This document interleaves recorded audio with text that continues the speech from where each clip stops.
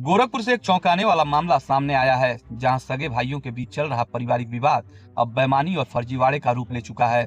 मामला पिपराइच थाना क्षेत्र के पतरा गांव का बताया जा रहा है, जहां एक भाई ने अपने ही बड़े भाई का हक मारने के लिए ऐसा कदम उठाया, जिसने पूरे गांव को हैरान कर दिया। जानकारी के मुताबिक पतरा गांव के स्वर्गीय पारम सिंह के 3 पुत्र थे, राम नगीना, राजकिशोर और राम रक्षा। तीनों भाइयों में शुरू में आपसी तालमेल अच्छा था, परिवार में सब कुछ सामान्य चल रहा था, लेकिन वक्त के साथ हालात ऐसे बदले कि एकता की जगह विवाद और मुकदमे ने ले ली। बताया जाता है कि सबसे बड़े पुत्र राम नगीना की शादी हुई थी, लेकिन दुर्भाग्यवश विवाह के कुछ समय बाद ही उनकी मृत्यु हो गई। राम नगीना की मृत्यु के बाद समाज और परिवार के परामर्श से उनकी पत्नी का पुनर्विवाह उनके छोटे भाई राम रक्षा के साथ कर दिया गया। उस समय यह फैसला सबकी सहमति से हुआ था और परिवार में भी कोई कलह नहीं थी। शुरुआत में सब कुछ ठीक ठाक चलता रहा, लेकिन समय के साथ राम रक्षा के भीतर लालच ने घर कर लिया। धीरे धीरे उसने पैतृक संपत्ति पर अपना कब्जा जमाने की कोशिश शुरू कर दी। बताया जा रहा है कि राम रक्षा ने अपनी एक बेटी के नाम पर फर्जी कागजात तैयार करवाकर पूरे पैतृक संपत्ति के 2 हिस्सों पर कब्जा कर लिया। उसका कहना था कि ये उसकी बेटी नहीं, बल्कि उसके बड़े भाई की बेटी है, जो अभी इस दुनिया में नहीं है। परिवार के अन्य सदस्यों को जब इस बात की जानकारी हुई तो विवाद शुरू हो गया। हैरानी की बात यह है कि सभी सरकारी दस्तावेजों, चाहे वो कुटुंब रजिस्टर हो, वोटर लिस्ट हो या हाई स्कूल के प्रमाण पत्र हो, सभी में उस लड़की के पिता के नाम पर राम रक्षा ही दर्ज है, उसके मृतक भाई का नाम नहीं। इसके बावजूद उसने अपने बड़े भाई का नाम दिखाकर दस्तावेज तैयार कराए ताकि कब्जा वैध साबित किया जा सके। अब यह पूरा मामला न्यायालय में विचाराधीन है।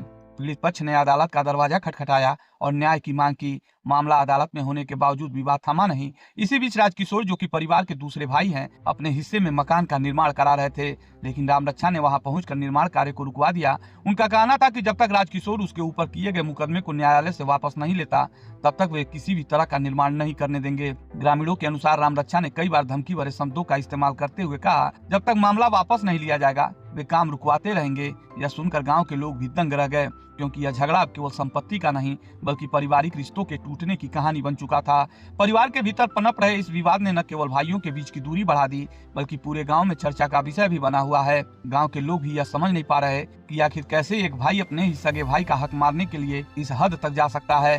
राजकिशोर का कहना है कि वे केवल अपने हिस्से की जमीन पर निर्माण करा रहे हैं, लेकिन राम रक्षा ने बेवजह रोक लगा दी है। उनका आरोप है कि राम रक्षा ने धोखे से कागजात तैयार करवाकर परिवार की संपत्ति पर कब्जा जमाने की कोशिश की है। दूसरी ओर राम रक्षा अपनी बात पर अड़ा हुआ है। उसका कहना है कि जब तक उसके खिलाफ दायर मुकदमा समाप्त नहीं होता, वह किसी भी निर्माण कार्य की अनुमति नहीं देगा।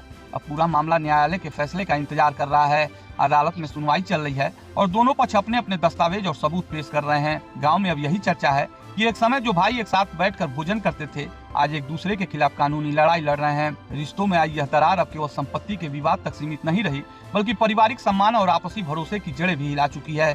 फिलहाल मामला पिपराइच थाना क्षेत्र के अधिकारियों और अदालत दोनों की निगरानी में है।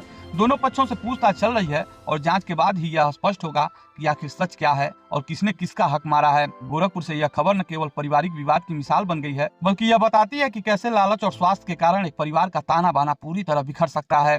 यह मामला अब न्यायालय के भरोसे है और गाँव वाले भी अब एक निष्पक्ष फैसले का इंतजार कर रहे हैं।